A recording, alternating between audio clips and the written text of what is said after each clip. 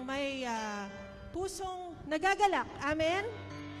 At karapat dapat lamang napurihin ang ating Panginoon sapagkat binigyan niya tayo ng lakas upang mapagtagumpayan ang mga pagsubok nitong nakaraang linggo. At nais ko lamang banggitin at pasalamatan ng Diyos sa matagumpay na medical mission na ginanap dito sa ating church kahapon. So, salamat sa lahat ng mga volunteer, sa lahat ng mga miyembro na nagbigay ng oras para sa gawaing ito. At nararapat na pasalamatan at papurihan ang ating Panginoon dahil pinalitan niya ng kagalingan ang anumang mga laman na ating naramdaman. At higit sa lahat, nararapat siyang papurihan dahil pinalitan niya ng kagalakan ang ating kalungkutan.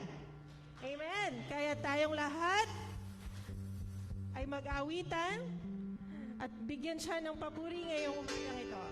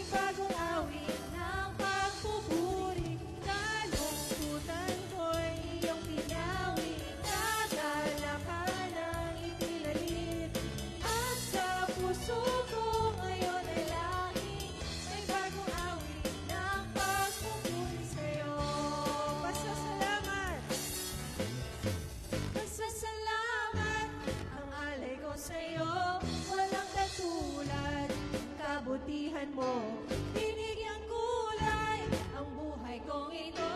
Ako'y magsasaya, magmumuli magkakalungkutan ko'y iyong pinawi, kagalakan ang ipinalit.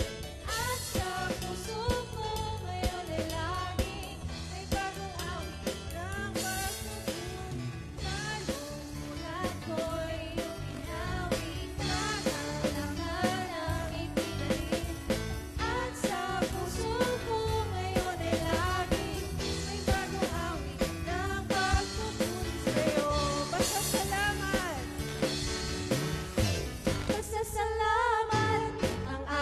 sa'yo, walang katulad ang kabutihan mo.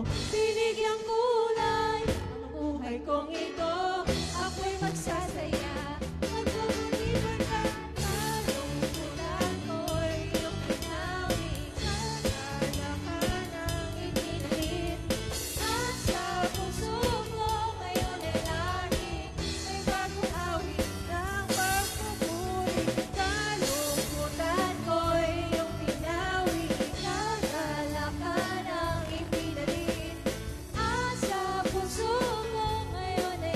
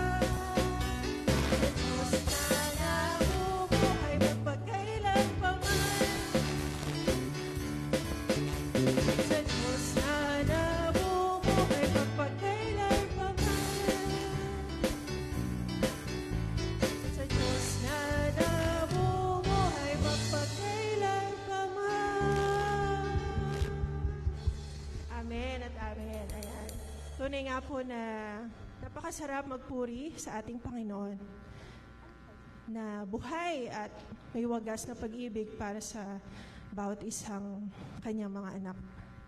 At sa umagang ito, sa ating patuloy na pag-awit sa ating Panginoon, ating idalangin na kanyang presensya ang madama natin sa umagang ito. Dalangin na pag-iingat sa bawat isa, dalangin na pag-iingat sa ating mga kapatid na papunta pa lamang sa kanyang panambahan. Panalangin sa ating mga kapatid na may karamdaman. Panalangin na buksan niya ang ating puso at isipan para sa pagsambang ito.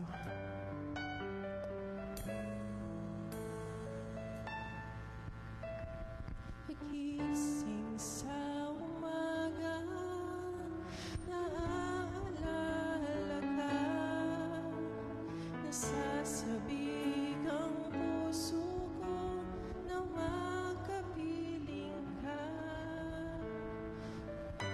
Maawit, sumasamba, sumasayaw sa'yo, naghihintay ng pag-usap mo. Pagising sa umaga, naaalala ka, nasasabik ang puso ko na makapiling ka. Maawit, sumasamba, sumasayaw sa'yo, naghihintay ng pangungusap mo. Ayaw kong magkulang ng kapangyarihan mo. Ayaw kong magkulang ng kabanalan mo. Jesus, dakila ka, tanging sandigan ko, lakas ko ay nanggagaling sa'yo. Pagising sa umaga, naaalala ka, nasasabik ang puso ko na makapiling ka. Umaawit, sumasamba, sumasayaw sa'yo, naghihintay ng pangungusap mo. Ayaw kong magkulang ng kapangyarihan mo. Ayaw kong magkulang ng kabanalan mo. Jesus, dakila ka, sandigan ko, lakas ko ay nanggagaling sa'yo. Ayaw kong magkulang ng kapangyarihan mo.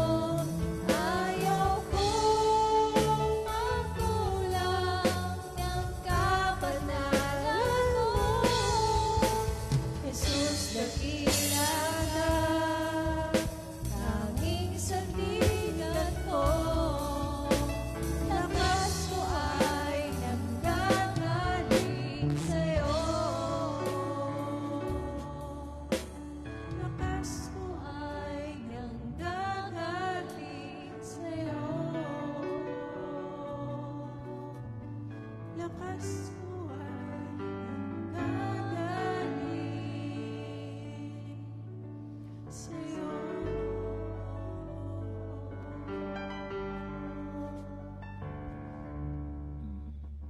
O Panginoon, maraming salamat sa iyong walang kapantay na kabutihan sa bawat isa.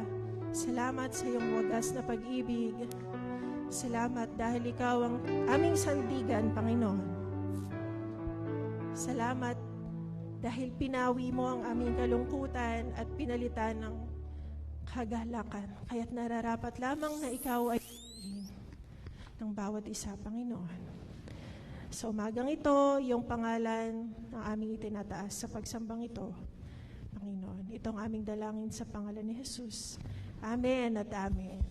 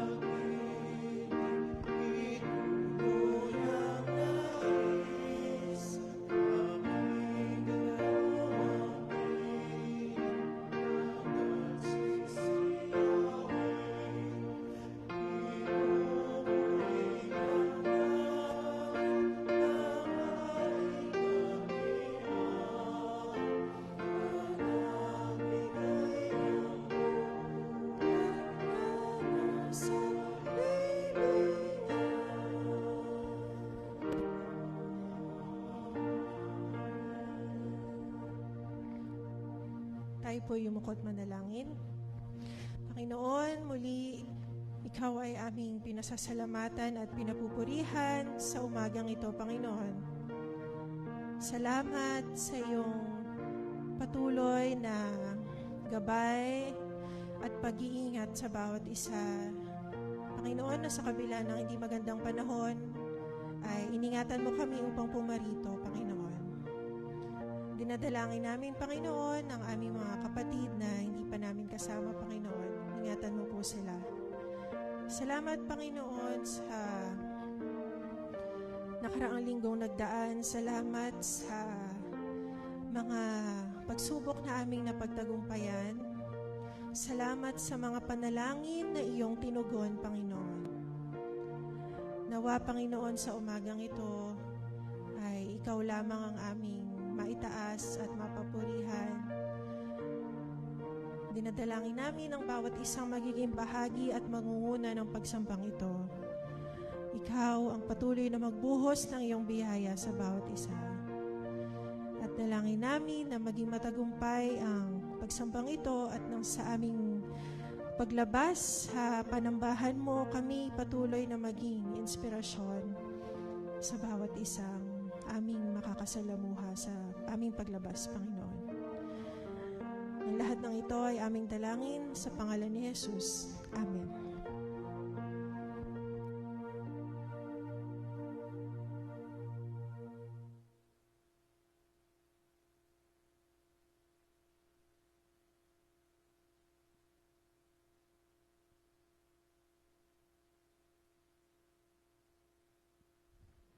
Para po sa ating pagbasang sagutan, buksan po natin ang ating Biblia sa awit 138.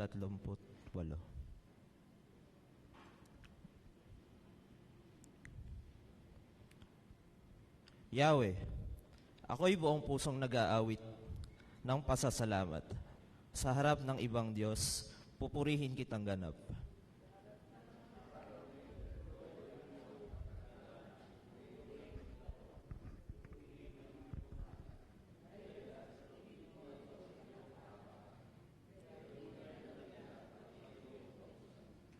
Noong ako ay tumawag, tinanggap ko ang tugon mo. Sa lakas mong itinulong, ay lumakas agad ako.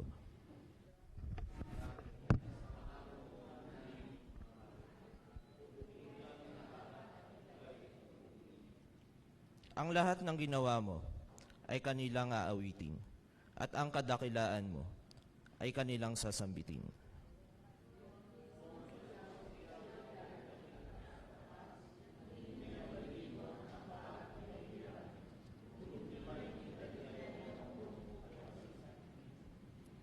Kahit ako'y nadaranas ng maraming suliranin, ako'y walang agam-agam, panatag sa iyong piling.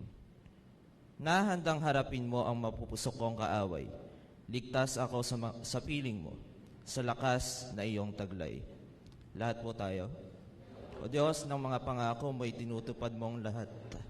Ang dahilan nito, Yahweh, pag-ibig mo'y di kukupas, at ang mga sino manggawain mo'y magaganap.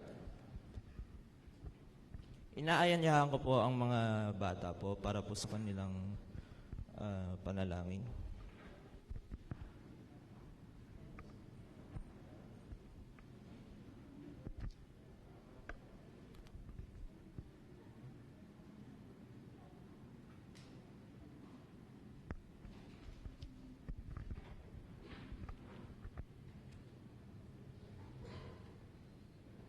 Okay, let's bow our head and close our eyes. Lord, dinadalangin po namin ang lahat ng mga batang ito na bigyan mo sila ng iyong pagmamahal at biyaya. Tulungan niyo po silang lumago sa karunungan at sa kanilang pag-unawa sa kanilang faith. Dinadalangin din po namin ang kanilang mga magulang na bigyan niyo po ng lakas, pasensya at karunungan upang gabayan ang kanilang mga anak. Sana'y magkaroon sila ng pagmahal at magmatatag na tahanan para sa kanilang mga anak. Ito lamang po ang aming dalangin. In Jesus' name we pray. Amen.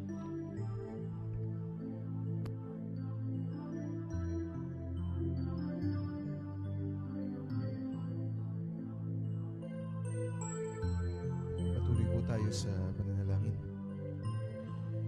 Dakilang Diyos, muli naming pinapaabot sa iyo ang aming pasasalamat, pagkilala sa iyong kabutihan sa bawat isa sa amin.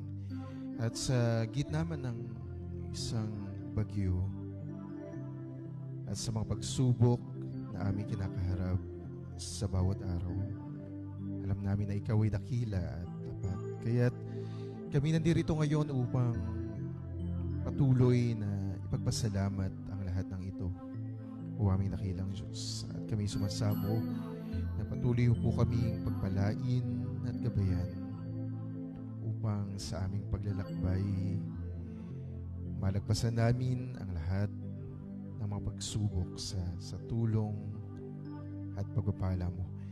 Aming dakilang Diyos, sa aming dinadalangin sa iyo ang buong bansa sa pagharap namin sa isang panibagong bagyo.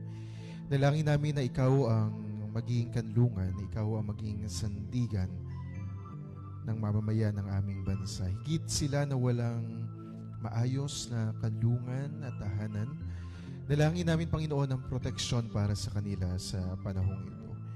Dalangin namin ang mga bata, dalangin namin ang mga kababaihan at sila na mas vulnerable sa panahong ito.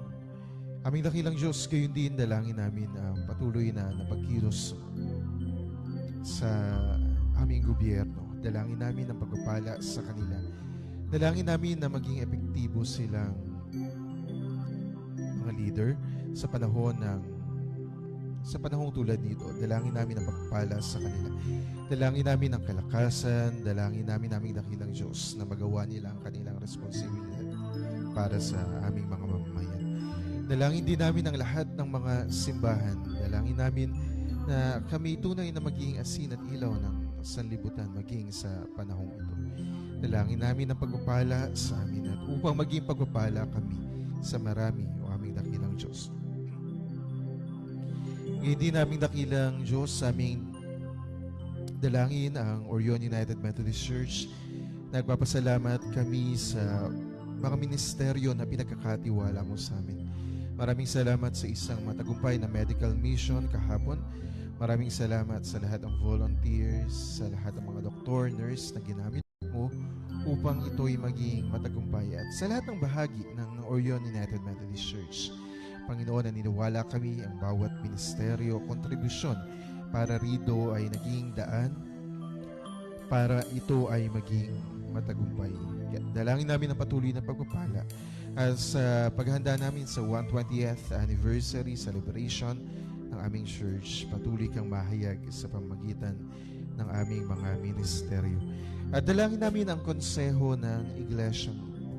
Dalangin namin ang karunungan na nagbumula sa iyo. Ikaw nawa ang manguna sa amin sa lahat ng aming gagawin at sa lahat ng aming mga paglilingkod. Kaya sa iyo po namin pinagkakatiwala ang lahat ng aming mga gawain, ang aming discipleship classes, ang aming Sunday school, ang aming confirmation and membership classes. Dalangin namin ang pagkilos mo sa pamamagitan nito. At ito'y kasangkapanin mo, aming dakilang Diyos, upang maging daluyan ng patuloy pang biyaya at mga mensahe sa aming iglesia. Dalangin din namin, Panginoon, ang aming prayer meeting, ang midweek service, ang lay organizational activities, at maging ang aming mahal na paaralan ng Gethsemane Ecumenical School. Dalangin namin ang mga pagpapala sa aming mga guro, sa aming staff.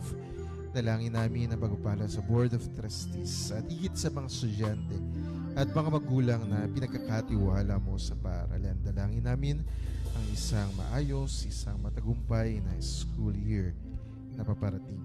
Ganon din namin dinadalangin na aming dakilang Diyos ang paghahanda ng aming iglesia sa hosting ng annual conference session. Dalangin namin ang pagpapala sa mga leader laiko ng aming iglesia. Dalangin namin na maging daluyan ang Orion UMC ng pagpapala para sa aming mahal na komperensya. At gayon din patuloy namin dinadalangin ang lahat ng mga simbahan na ngayon ay nagpupuri at sumasamba sa iyo. Dalangin namin ang pag-iingat sa lahat.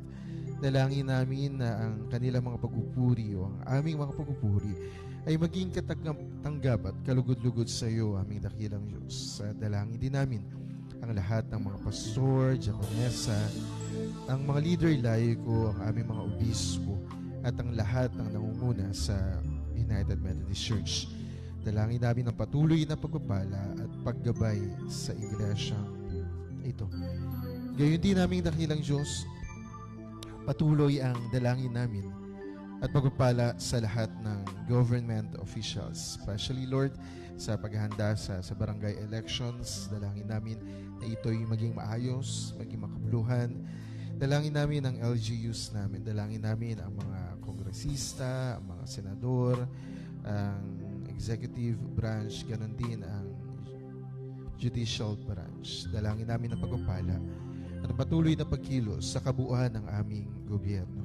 Gayon namin dakilang Diyos, aming dinadalangin sa iyo ang lahat ng krisis na aming kinakaharap. Higit ang krisis sa patuloy na pagtaas ng mga bilihin. Dalangin namin ang pagpapala mo. Dalangin namin ang patuloy na pagkain sa aming mga hapag. At umaasa kami na ang krisis na ito ay malalagpasan namin sa iyong paggabay. Muli aming dakilang Diyos, sa iyo ang lahat ng papuri at pasasalamat. At sa iyo po namin pinagkakatiwala ang lahat ng ito sa pangalan ng aming Panginoong Jesus. Amen at Amen.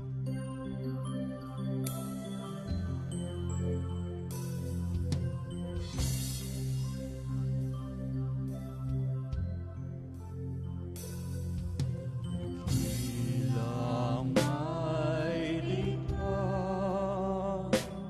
ng kalingat ang unawa, mangyari ang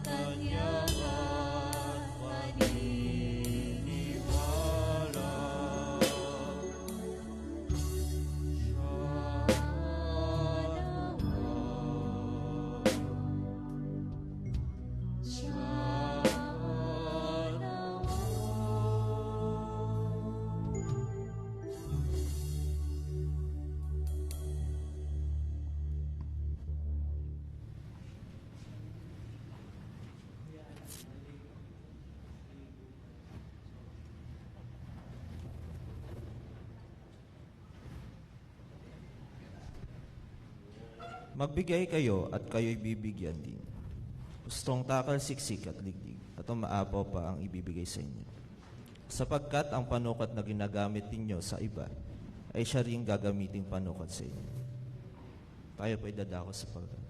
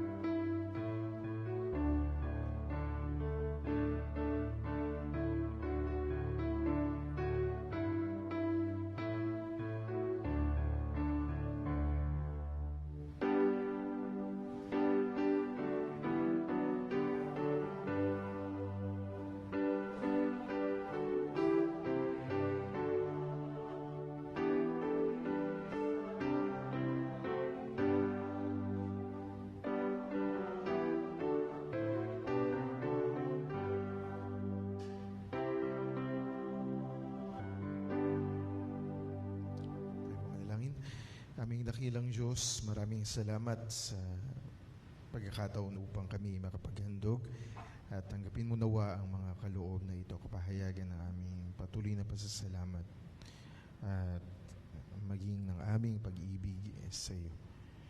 Ito po aming panalangin sa pangalan ni Jesus. Amen at amen.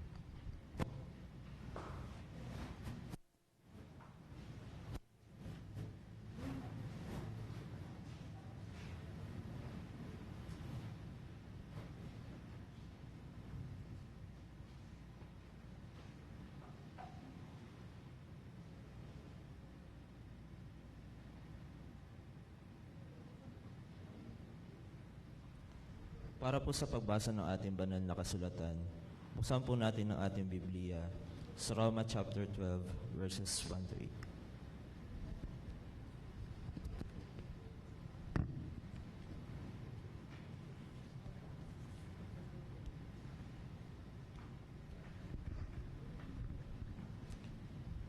Kaya nga, mga kapatid, alang-alang sa masaganang habag ng Diyos sa atin, ako'y nakikiusap sa inyo na ialay ninyo ang inyong sarili bilang isang handog na buhay, banal at kalugod-lugod sa Diyos. Ito ang karapat-dapat na pagsamba ninyo sa Diyos. Huwag kayong makiayon sa takbo ng mundong ito. Sa halip, hayaan ninyong baguhin ng Diyos ang inyong pag-iisip upang maunawaan ninyo ang kanyang kalooban.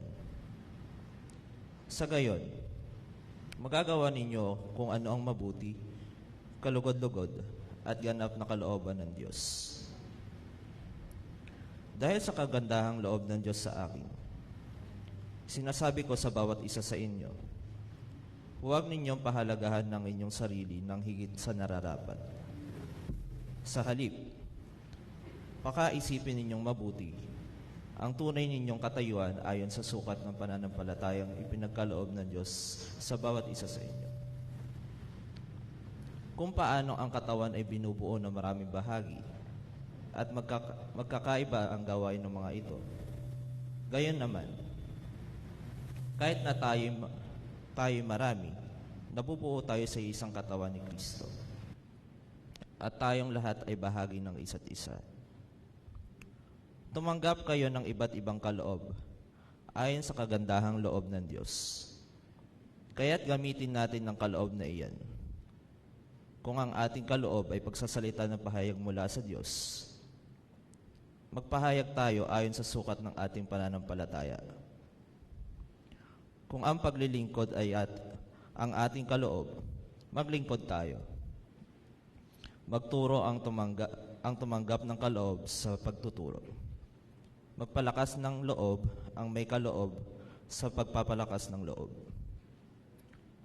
Kung pagbibigay ang inyong kaloob, magbigay kayo ng buong puso. Kung pamumuno naman, mamuno kayo ng buong sikap. Kung pagkakawanggawa ang inyong kaloob, gawin ninyo iyan ng buong galak.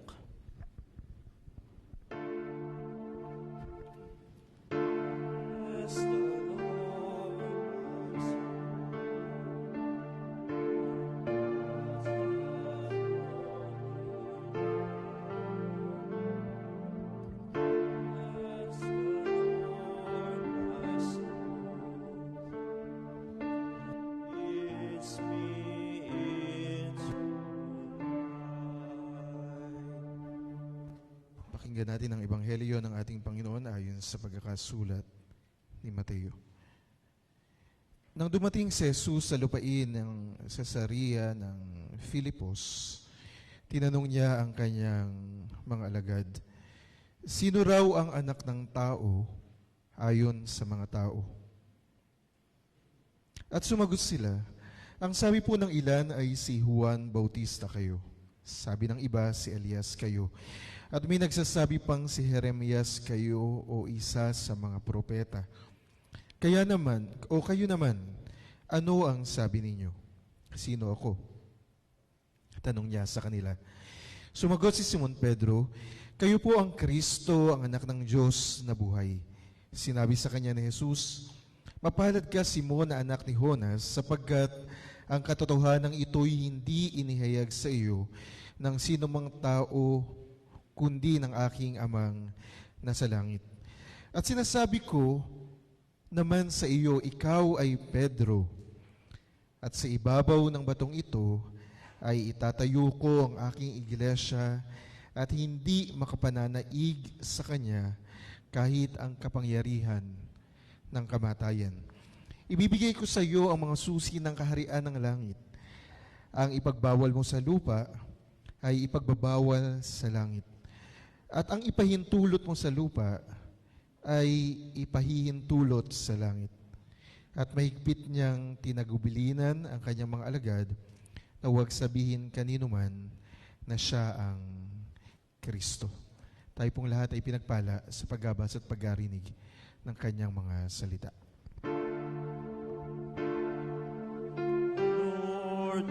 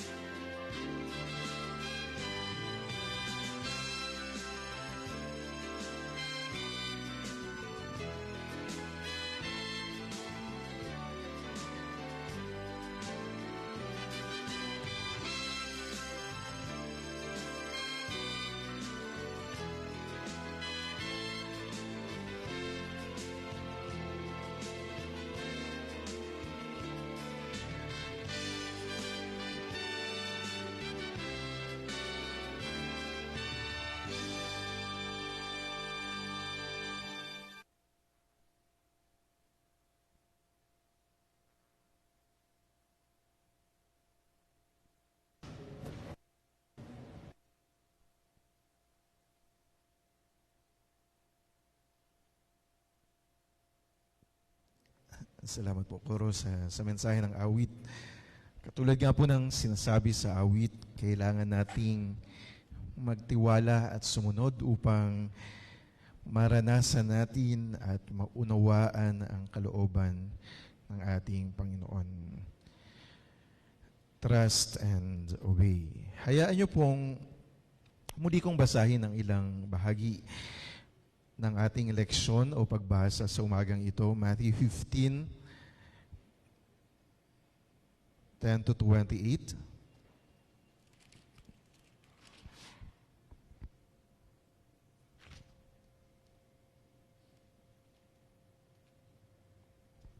Matthew 16, 13 to 20. Nang dumating si Jesus sa lupain ng Cesarea ng Filipos, tinanong niya ang kanyang mga alagad, sino raw ang anak ng tao ayon sa mga tao? At sumagot sila, ang sabi po ng ilan ay si Juan Bautista kayo, sabi ng iba si Elias kayo, at may nagsasabi pang si Jeremias kayo o isa sa mga propeta. Kayo naman, ano ang sabi ninyo? Sino ako? Tanong niya sa kanila. Sumagot si Simon Pedro, kayo po ang Kristo, ang anak ng Diyos na buhay.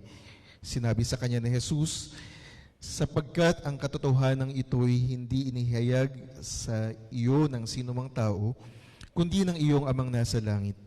At sinasabi ko naman sa iyo, ikaw ay Pedro, at sa ibabaw ng batong ito ay itatayo ko ang aking iglesia, at hindi makapananaig sa kanya kahit ang kapangyarihan ng kamatayan. Kung matatandaan po natin ang leksyon last week mula sa Matthew chapter 15 verse 10 to 28, si Jesus ay nagtungo sa isang nayon malapit sa mga syudad ng Tiro at Sidon. Di po ba? Nare-recall natin. At pinagaling ang anak ng isang babaeng Kananeo. I-remind ko lang po kayo sa points natin last week. Ito'y nagpapakita sa atin ng ilang mahalagang bagay at paalaala sa patuloy nating pagmimisyon. Also dahil yung August ay itinalaga natin bilang Mission Month. Una po, our mission is beyond our church borders. Tayo'y tinawag ng Diyos upang ibigin ang mga tao sa labas ng ating mga bakuran. Hindi lamang po tayo yung mahal ng Diyos, hindi lang tayo yung ligtas. Kaya napakahalaga ang pagbimisyon natin sa labas ng ating iglesia. At nagpapasalamat tayo sapagkat kahapon ay nagawa natin ang isang medical mission bilang paglilingkod sa ating mga kababayan dito sa bayan ng Orion. Ikalawa po, the purpose of God's mission is fullness. Tayo'y tinawag ng Diyos upang maranasan ng lahat ang isang buhay na ganap at kasiyasiya. Bagamat napakahalaga po yung spiritual salvation o yung kaligtasan ng kaluluwa ng mga tao, dapat yung approach natin in doing missions ay holistic. Tinutugunan ang emotional needs, ang physical needs ng mga tao bilang isang buo na tao. At muli kapahayagan po yung medical mission na ginawa natin yesterday. And lastly, we should always do our mission with love and compassion. Kapag naglilingkod tayo, laging dapat punong-puno ng pag-ibig at habag. Hindi lamang po napipilitan tayo. And of course, sabi ko nga, reminder sa choir when we sing every Sunday, dapat nandun yung ngiti sa ating mga labi. Nandun yung pag-iibig. At ganun din po sa iba't ibang ministries na ginagawa natin.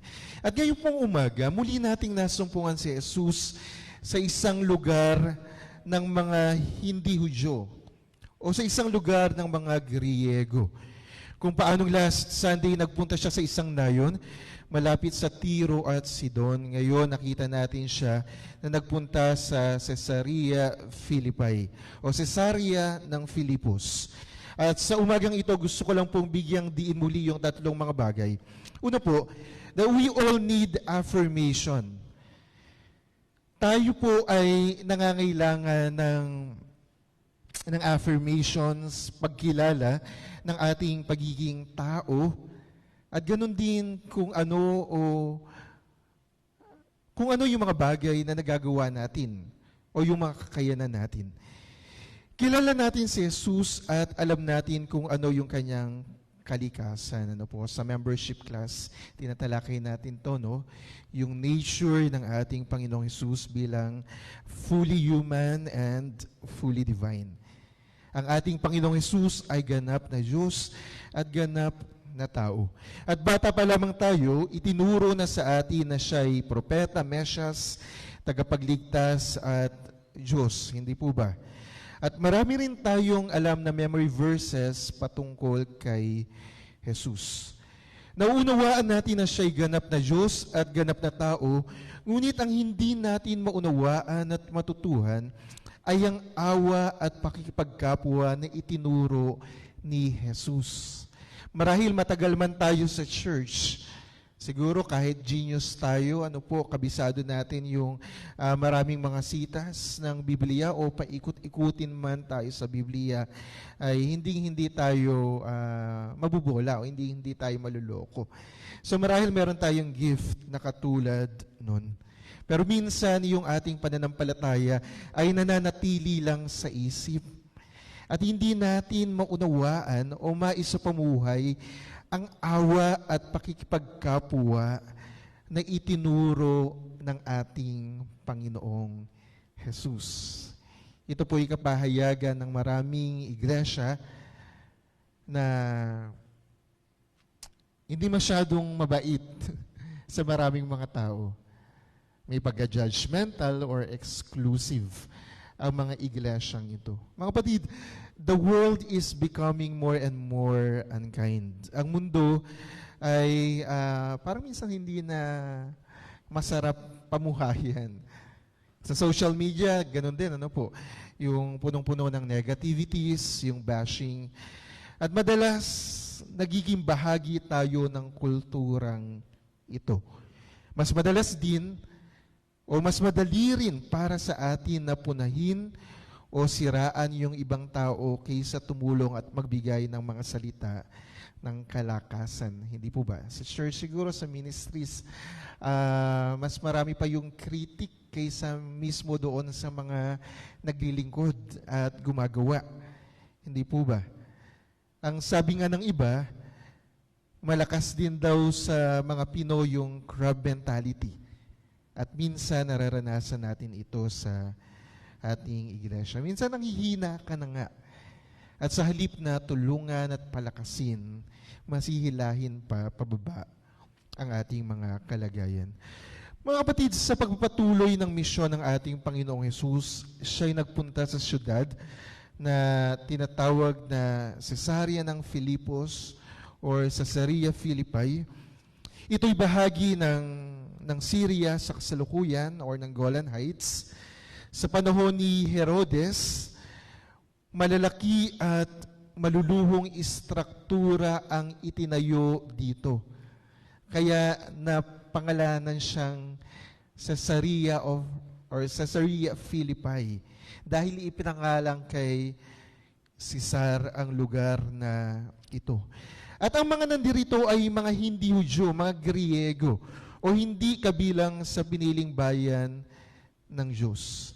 At kilala rin noon ang lugar na ito sa kanyang sinaunang sacred spring at pagsamba sa Diyos sa templo ng Diyos na si Pan. So, iba yung pananampalataya ng mga tao sa lugar na ito.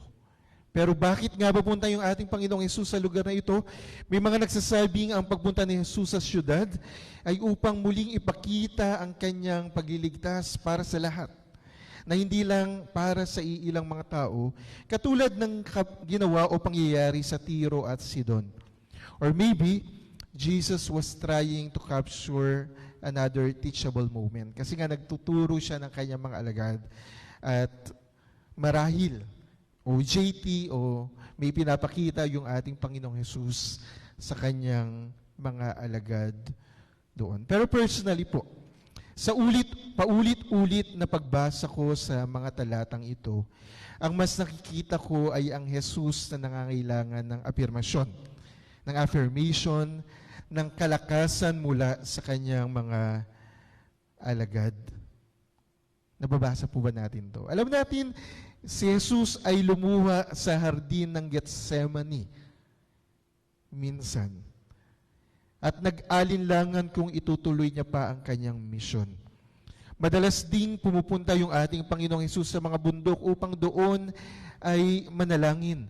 At bago tumungo si Jesus sa Cesarea ng Filipos, siya ay sinisilo o hinahanting ng mga Saduceo at mga Pariseo.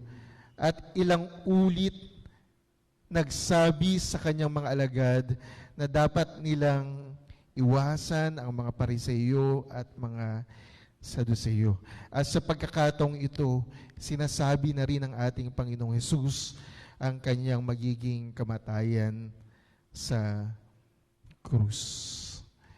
Naniniwala kong ang sitwasyong ito ay nagdulot ng pangamba sa ating Panginoong Hesus. Oo, siya nga ay Diyos. Ngunit sa kanya ring pagiging ganap na tao, katulad din natin ng ating Panginoong Hesus.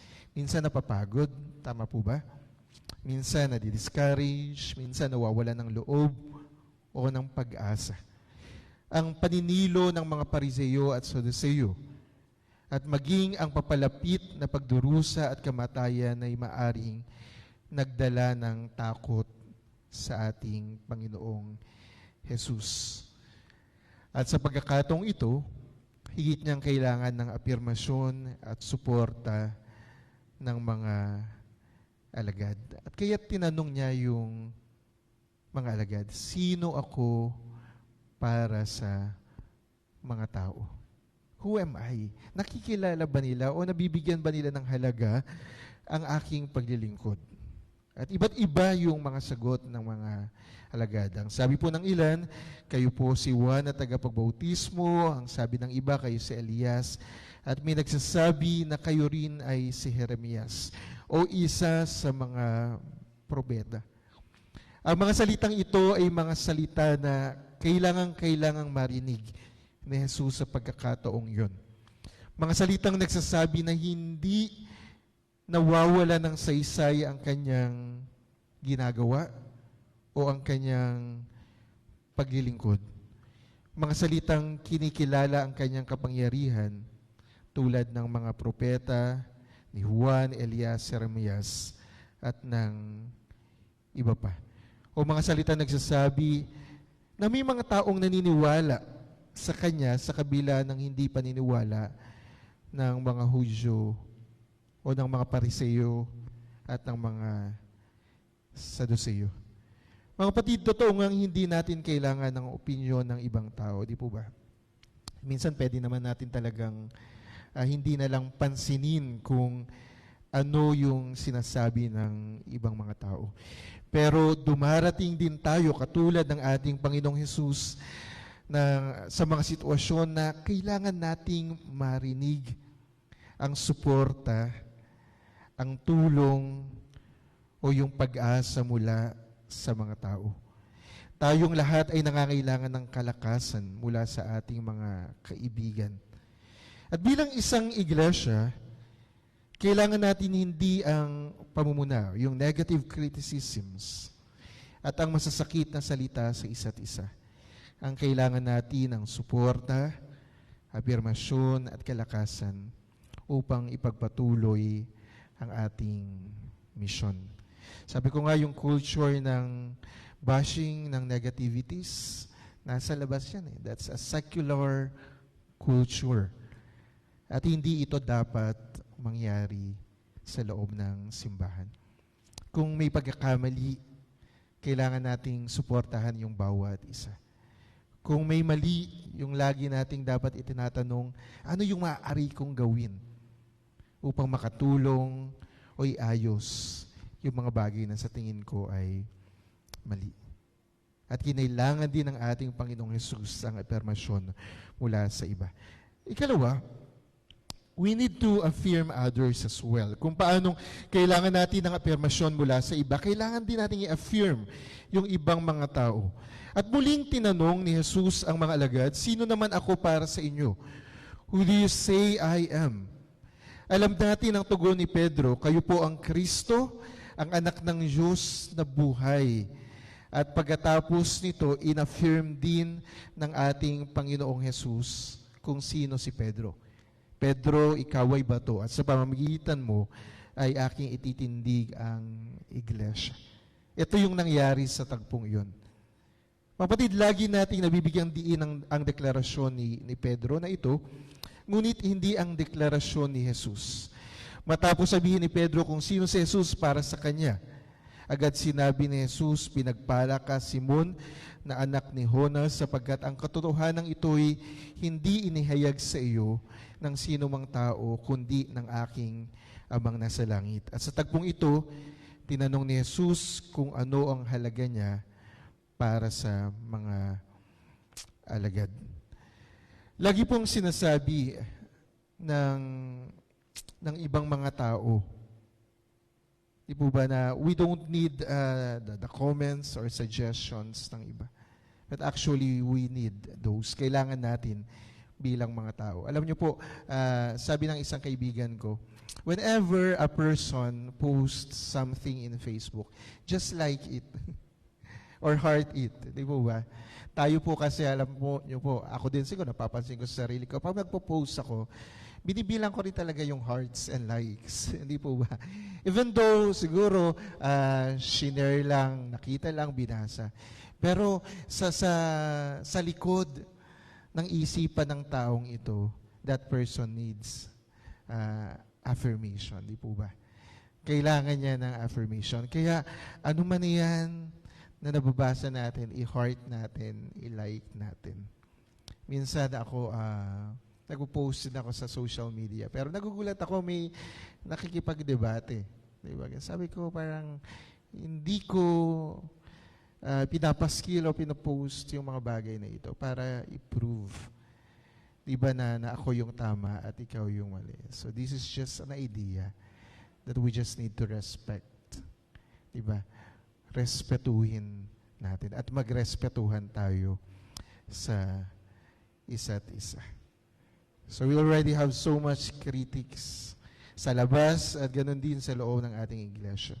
Ang kailangan natin ang mga taong nagpapalakas, sumusuporta, at nagbibigay ng pag-asa tulad ng ginawa ng ating Panginoong Jesus.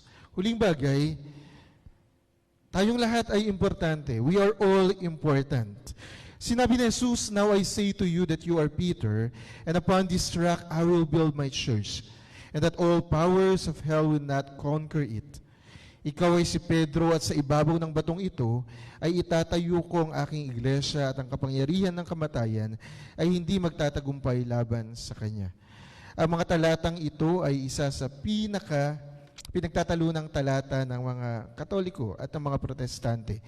Ito ay isang mahalagang talata para sa mga Romano-Katoliko upang kilalanin ang otoridad ni Pedro bilang leader ng church o yung pinakaunang papa ng simbahan. Ang mga Protestante naman ay may ibang interpretasyon sa talata. Ayon po sa ilang Protestant scholars, dalawang magkaibang salitang Griego para sa bato ang ginamit ni Jesus. Di po ba sabi ni Jesus, sa batong ito, itatayo ko ang iglesia. Ang sabi ng iba, magkaibang salitang Griego daw ang ginamit ni Jesus para sa bato. Una yung Petros at ikalawa yung Petra. Now I say unto you, you are Petros, and upon this rock, or Petra, I will build my church, and all the powers of hell will not conquer it. Ayon sa mga scholar, ang Petra ay isang salita na nasa feminine form. At dahil si Pedro bilang bato or Petros ay lalaki, Jesus must be pertaining to another stone, yung Petra. At ang Protestante o yung mga Protestant scholars ay nagsasabing ang Petra ay hindi tumutukoy kay Pedro kundi sa iglesia o ang katawan ng ating Panginoong Jesus. Ang pagtatalo po sa interpretasyon sa Matthew 16:18 ay nagpapatuloy hanggang ngayon, di po ba? Marahil po, familiar tayo sa katagang one is all or all is one. Di po ba? Ang isa ay ang lahat o ang lahat ay isa. Ano yung ibig sabihin nito? Na si Pedro ay bahagi ng iglesia at ang iglesia ay si Pedro. At ganoon din tayo na bawat isa ay bahagi ng iglesyang ito. At ang leader ng ating iglesia ay hindi yung iglesia mismo, kundi bahagi ng nag-iisang katawan. When Jesus commended or affirmed Peter, He was also affirming the church. Ito isang bagay na dapat nating ginagawa bilang mga Kristiyano. Kailangan nating kilalanin yung role ng bawat isa sa loob ng ating iglesia. Hindi lang sila na nakikilala o hindi lang sila na may kontribusyon na malaki sa ating iglesia. Sapagkat ang bawat bahagi, maliit man yung papel o maliit man yung monetary contribution sa ating church, ay bahagi ng simbahang iyon. Ano po? Pero yung tanong, bilang isang iglesia, sino-sino o ano-ano yung napapahalagahan lang natin? Nakikilala ba natin yung roles ng bawat isa bilang mahalagang bahagi ng iglesyang ito? Di po ba? Siguro, na-realize niyo po ba kung bakit every communion service meron na agad na communion table dyan or communion elements? Di ba? Nare-realize ba natin to? Nare-realize ba natin na maayos yung ating iglesia? Or many people are coming early in the church, as early as 8 a.m. para iayos yung ating mga simbahan. Yung ating simbahan. At lahat ng paglilingkod na yun ay mahalaga.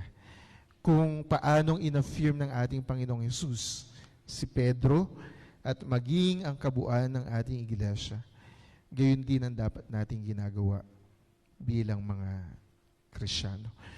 Muli mga kapatid, ang mga salita o yung mga tanong ng ating Panginoong Hesus, sino nga ba ako para sa mga tao, ay pagpapakita ng kalikasan ng ating Diyos o ng ating Panginoong Hesus bilang tao at pagpapakita ng kalagayan natin na kailangan nating kilalanin ng bawat isa. Ipagpasalamat ang kontribusyon ng bawat isa at bilang isang iglesia ay magsuportahan at magtulungan tayo. Sa pangalan ng Ama, ng Anak, at ng Espiritu Santo. Amen. At Amen.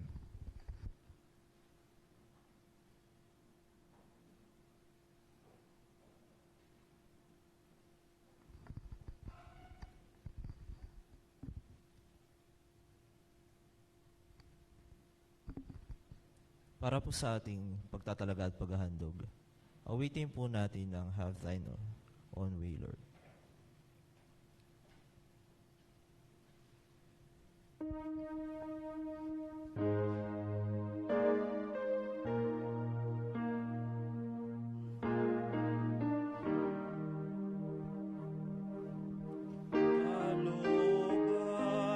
mo ang siyang sundin, puting ako na uhugisin,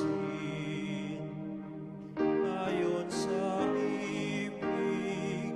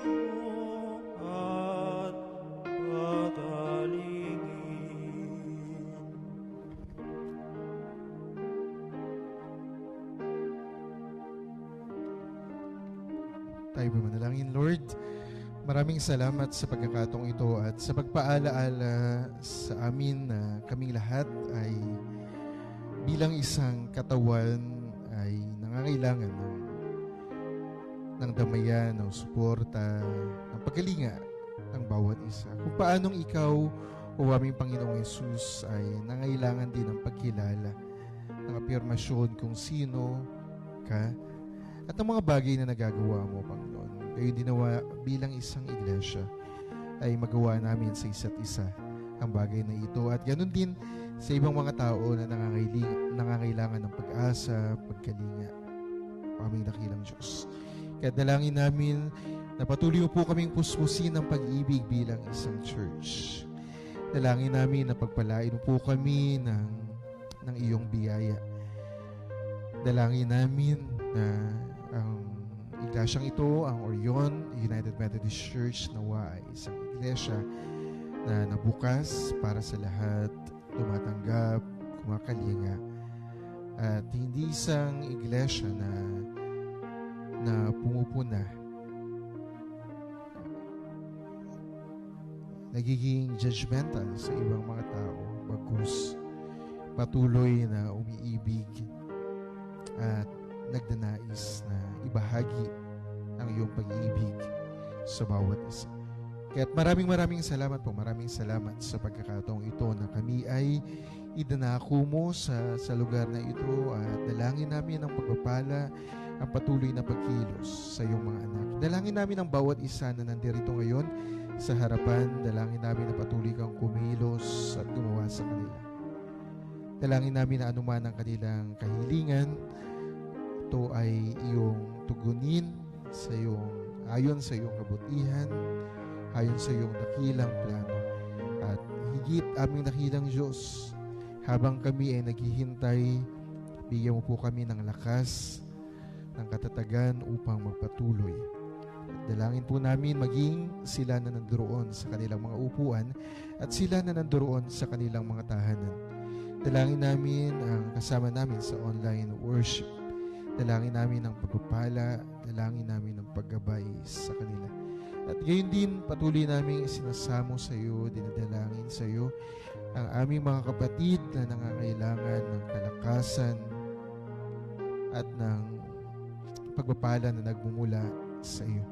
Dalangin namin ang mga kapatid na Nora Parayno, Soledad Hoco, Nita Kicho, Edita Reyes, Belen Apolinario, Rudy Apolinario, Pablo Apolinario, Tony Navarro, Nestor Kausapin, Jose Bantog, Henry Torrefranca, Ramon Reyes, John Candido, Percival Medina. At dalangin namin ang iba pa namin mga kapatid na hindi man namin alam ay may sakit o karamdaman sa kasalukuyan. Dalangin namin ang pagpapala, dalangin namin ang paggabay sa kanila, o aming dakilang Diyos. At patuloy na bigyan mo rin sila ng pag-asa, ng kapayapaan, higit sa pagharap nila sa kanilang mga kondisyon, sa kanilang mga karamdaman. Kaya hindi namin dakilang Diyos, aming pinagpapasalamat at dinadalangin sa iyo ang mga kapatid namin na nagdiwang at magdiriwang ng kanilang kaarawan. Dalangin namin sina Senaida, Sison, Rachel, Raimundo, Eliza Lumanta, Fidel Florino, Irel May Lieva, Eberlyn Santos, Leo Ros Izon, Jonas Calma, Ronnie Torrefranca, Beverly Izon, Therese Grace Reyes. Dalangin namin ang pagpapala sa kanila. At dalangin namin na bigyan mo po sila ng maraming mga taon na makabuluhan at punong-puno ng kagalakan. Aming dakilang Diyos, gayon din namin dinadalangin sa iyo sina Paulo at Diana Candido para sa kanilang pamilya at sa pagdiriwang nila ng kanilang anibersaryo ng kasal. Dalangin namin na pususin po sila ng pag-ibig at ng iyong mga pagpapala. Aming dakilang Diyos, muli maraming salamat sa pagkakataong ito. At dinadalangin namin, patuloy namin dinadalangin ang aming bayan at ang kabuuan ng bansa na sa pagdaan ng bagyo, ikaw ang aming maging proteksyon at kanlungan. at maranasan namin ang iyong pag-iingat, ang iyong pagpapala. Sa iyo namin dinadalangin ang lahat-lahat ng ito. Sa pangalan ni Jesus, Amen at Amen. Tayo pong lahat ay magsitayo. Sundin mo kalooban, ako'y sakupin ng lubusan,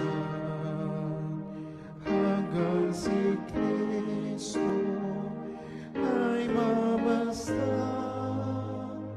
tanging sa akin tumatahan.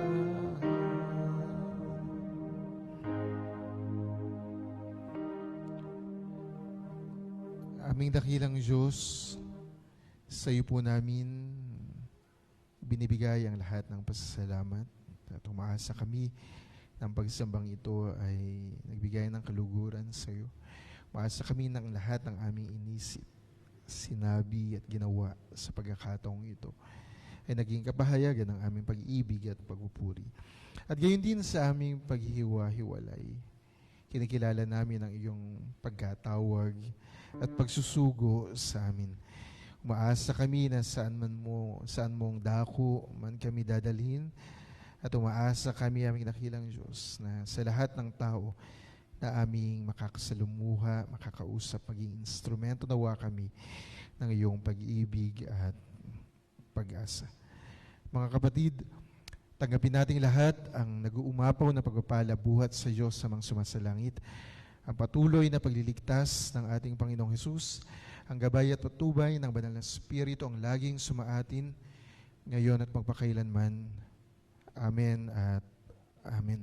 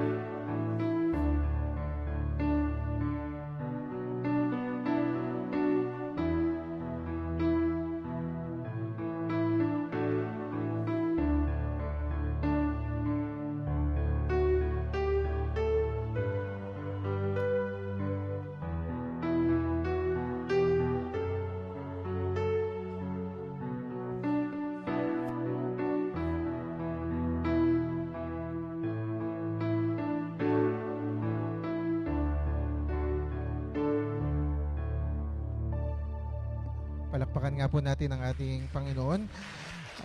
Manatili po tayo sa ilang mga pahayag. Muli po katulad ng nabanggit ni Sarah, pasasalamat ni Sarah kanina. Muli naming pinagpapasalamat ang lahat ng volunteers sa ating medical mission na po ay naging matagumpay. Ano po, bagamat yung target natin ay 120 clients, na-meet po natin yung 90 clients yesterday. Sa kabila man ng masungit na panahon. Kaya palakpakan po natin yung Panginoon para dito.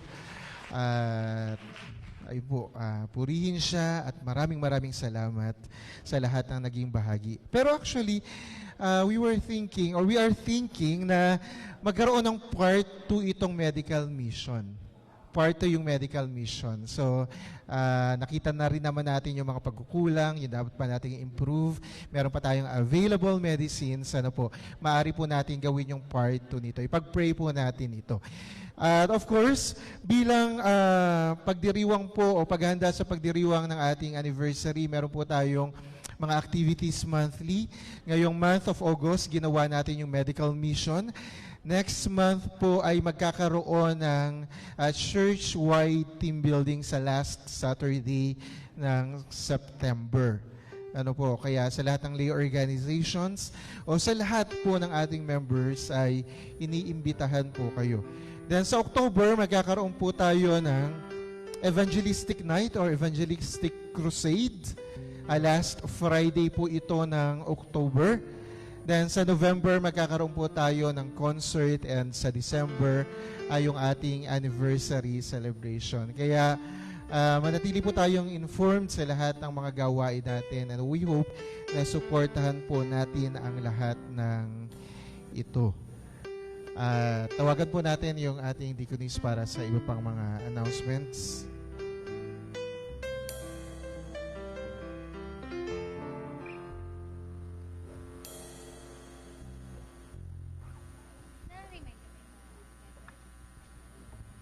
Ayan po, karagdagan po sa pahayag po ni Pastor sa lahat po ng tumugon at tutugon para sa ating 120th sponsorship letter para sa ating souvenir magazine. Salamat po sa mga nagpadala na ng kanilang mga pictures. Ito po ay inaasahan namin hanggang katapusan po ng buwan na ito. At kung sino ang nais pong maging sponsor, ay isulat nyo lamang po ang inyong mga pangalan dyan po sa likod. Salamat po sa mga nagsulat ng kanilang pangalan. Upang sa ganun po ay maging matagumpay po ang ating ministry at yung ating souvenir magazine na i-release po natin sa araw po ng ating anniversary. Ayan po. Ayan po, batiin po natin ang ating mga kapatid na nagdiriwang at magdiriwang ng kanilang kaarawan sa araw na ito at sa mga susunod pang araw. Banggitin ko lamang po sina kapatid na Zenaida Sison, Rachel Raimundo, Eliza Lumanta, Fidel Florino, Errol May Leva, Eberlyn Santos, Leo Ross Izon, Jonas Calma, Ronnie Torrefranca, Beverly Izon, Therese Grace Reyes. Happy birthday po at awitan natin sila. God loves you. Let His day be up. Happy birthday, God loves you. May you live. Happy birthday, God loves you. May you walk on His way. Happy birthday, God loves you. May you live happily. Happy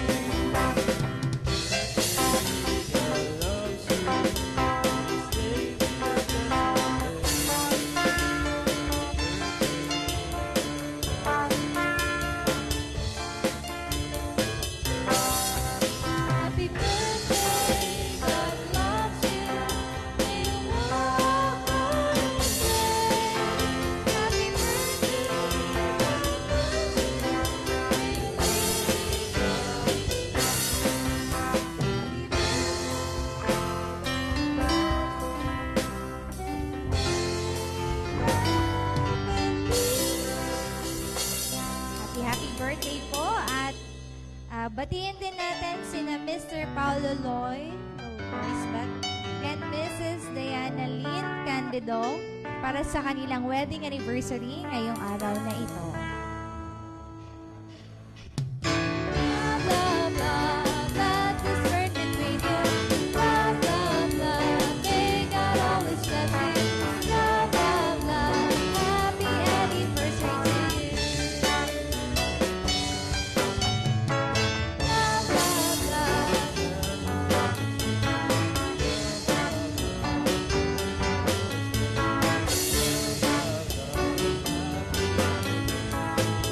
Love, love, happy anniversary to you.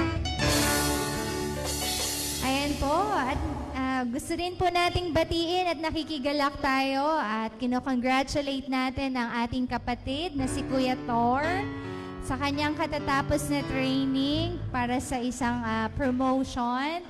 Ayan, meron tayo. Ayan, congratulations Kuya sa iyong promotion. Ayan po, pahabol na announcement po. Wala po muna tayong membership class pagkatapos po nito, pero lahat po ng miyembro po ng Nurture Committee ay meron po tayong meeting after this service. Ayan po, wala po muna tayong membership class, pero po sa lahat ng bahagi ng Nurture Committee ay maiwan po kayo saglit at mayroon po tayong pagpupulong. Salamat po.